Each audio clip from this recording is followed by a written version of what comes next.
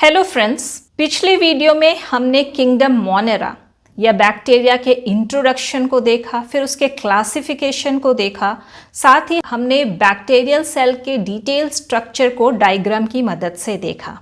अगर आप इस वीडियो को देखना चाहते हैं तो डिस्क्रिप्शन बॉक्स पर दिए गए लिंक पर क्लिक कर सकते हैं। आज हम देखेंगे types of bacteria.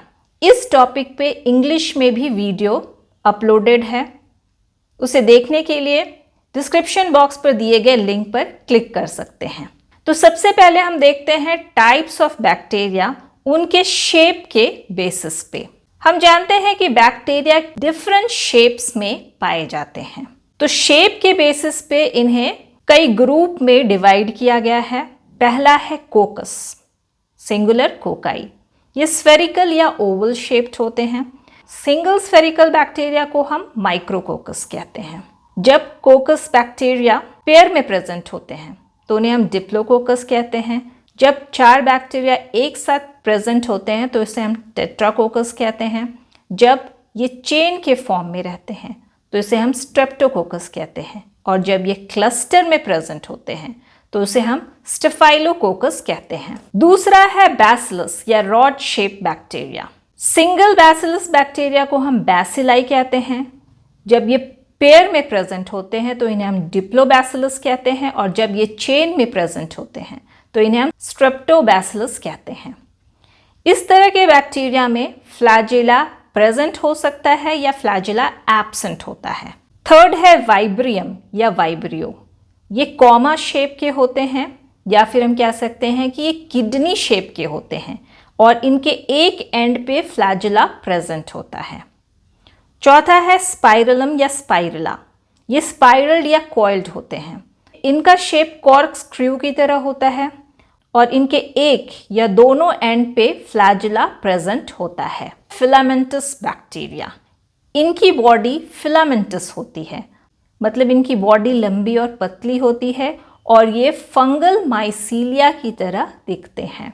Stocked bacteria, इनमें स्टॉक प्रेजेंट होता है। ये स्टॉक सेल वॉल का मेन बॉडी से थिन एक्सटेंशन होता है। तो ये मेन बॉडी है और सेल वॉल इस मेन बॉडी से एक्सटेंड होता है और थिन स्टॉक के फॉर्म में प्रेजेंट होता है। फिर है बडेड बैक्टीरिया। इसमें बैक्टीरिया के बॉडी का कुछ एरिया स्वलन होता है।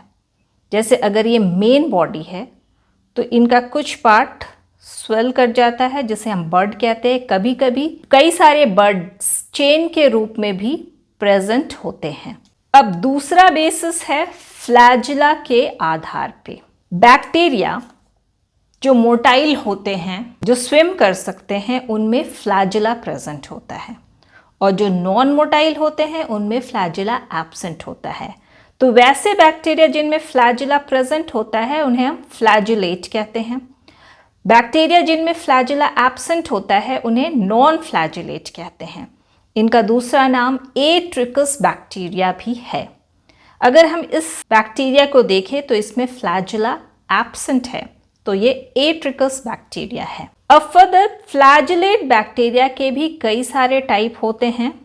ये डिपेंड करता है नंबर ऑफ फ्लैजिला जो प्रेजेंट है और साथ में उनके अरेंजमेंट के आधार पर। तो पहला है मोनोट्रिकस बैक्टीरिया। अगर एक एंड पे सिंगल फ्लैजिला प्रेजेंट हो तो उन्हें हम मोनोट्रिकस बैक्टीरिया कहते हैं। दूसरा है एम्फीट्रिकस। जब एक फ्लैजिला दोनों एंड पे प्रेजेंट होता है तो उसे हम एम्फीट्रिकस बैक्टीरिया कहते हैं। तीसरा है लोफोट्रिकस। जब क्लस्टर ऑफ फ्लैजिला, मतलब फ्लैजिला ग्रुप में बैक्टीरिया के एक एंड पे प्रेजेंट होते हैं तो उन्हें हम कहते हैं लोफोट्रिकस बैक्टीरिया। तीसरा है सेफेलोट्रिकस बैक्टीरिया। जब फ्लैजिला का क्लस्टर बैक्टीरिया के दोनों एंड में प्रेजेंट होता है तो उसे हम कहते हैं सेफेलोट्रिकस। बहुत सारे बुक्स में सेफेलोट्रिकस के लिए भी एम्फीट्रिकस टर्म यूज किया जाता है।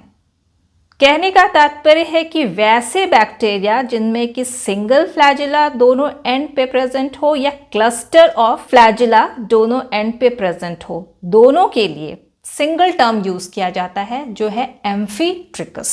फिफ्थ है पेरिट्रिकस। जब फ्लैजिला बैक्टीरिया के पूरे सरफेस पे इवनली प्रेजेंट होते हैं तो उन्हें हम पेरिट्रिकस बैक्टीरिया कहते हैं।